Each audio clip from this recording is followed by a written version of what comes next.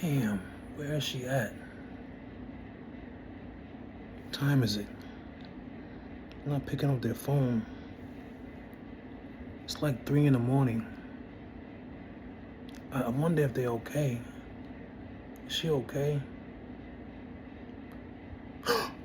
What up, what up? What's going on, YouTube? Please like, share, subscribe, comment, hit that notification bell. Jumping right into this, I hope everyone has had a wonderful evening.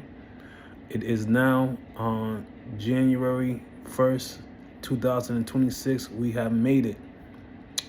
So I'm jumping right into this. Today we're going to be talking about the exposure you may give your faithful partner by choosing to have unfaithful sex. So let that sink in a little bit, a little slower. The exposure you may give to your faithful partner by choosing to have unfaithful sex. Let's go. So, choosing to have unfaithful sex doesn't just break trust emotionally, it can directly expose a faithful partner to serious risks, often without their knowledge or consent. Here's a clear breakdown of the exposure. 1. Physical health exposure. When someone has sex outside the relationship and then returns to their faithful partner, they may unknowingly transfer sexually transmitted infections, STIs, such as chlamydia, gonorrhea, syphilis, herpes, HPV.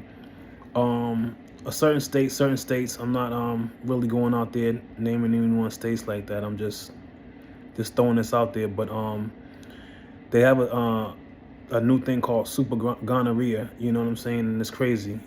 So yeah, that's just some of the things that you can expose your faithful partner to. HIV risk, especially if protection wasn't used consistently. So please go out there and look at the statistics. And HIV and the AIDS cases around the world, state by state, have just grown dramatically. You know what I'm saying? It's all over social media, including myself bringing you awareness today. Drug-resistant infections, which are becoming more common. Asymptomatic infections, many STIs show no symptoms but still spread. The faithful partner did not choose the risk but bears all the consequences, which is unfair. It's really, really unfair when you think about it. You know what I mean? 2. Reproductive and long-term health consequences. Fertility complications, chronic pelvic pain or inflammation, increased cancer risk, HPV-related, pregnancy risk or complications. These effects can last years or even a lifetime. 3. Emotional and nervous trauma. Even when the exposure is only physical, the impact becomes psychological. So it starts becoming it starts becoming like a mind thing. You know what I'm saying? Going into your psyche, which is a very, very dangerous part. It also entails betrayal trauma, anxiety, hypervigilance, loss of safety, shame or self-blame, PTSD-like symptoms in some people. Also, too, I wanted to, at the end, I will go into it, but I am the original creator of, not of post-traumatic infidelity syndrome, but I am the creator of the synonym that I have for it, which is pisd. And I will explain to you what pisd is all about at the end of this video. Please like, share, subscribe, comment, hit that notification bell, and stay with me. The body often reacts before the mind can rationalize. 4. Spiritual and energetic exposure for those spiritual aware. So, spiritually and energetic exposure for those spiritually aware of this. Many people feel that sex creates a bond beyond the physical. Unfaithful sex can bring emotional residue from a third party, disruptions of intimacy and connections, a sense of something being off even before the truth is known. This is often why faithful partners feel it before they know it. Loss of informed consent. Number 5 is loss of informed consent. This is a critical and often overlooked. A faithful partner believes they are consenting to intimacy within agreed boundaries. Once those boundaries are broken, consent is compromised. Bottom line, unfaithful sex doesn't stay isolated to the person who chooses it. It travels into the body, the mind, the relationship, and sometimes the future of someone who trusted you. Please like, share, subscribe, comment, hit that notification bell. So, pisd. You guys might be wanting to know what that's all about, right? So, I basically, this is out there already, but I basically created the synonym for it, which I call, basically is post-infidelity stress disorder, which is pisd. So I'm just gonna call it pisd. When you like, share, subscribe, and comment, to the channel, and you get to know my videos really well, I will be using that synonym for that cause of post-infidelity stress disorder. We all know or have heard of PTSD. So it's basically another form of it. It's the infidelity part. And basically what symptoms of post-infidelity stress disorder are is trauma recall.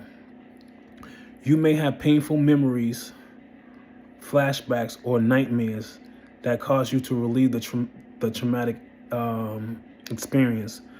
Basically, when you have trauma recall, the memories of when you first, got a hold or first had basic knowledge of your partner, going outside of their marriage or going outside of the relationship.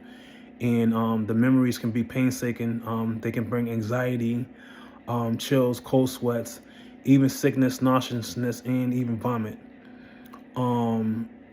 Flashbacks and nightmares. Nightmares are basically when you have when you've been traumatized by the infidelity and you can't sleep. You wake up in cold sweats and you have nightmares about your partner being with someone. That's not a nice feeling. I would think, you know what I'm saying? It just sounds like this is a horrible thing to deal with.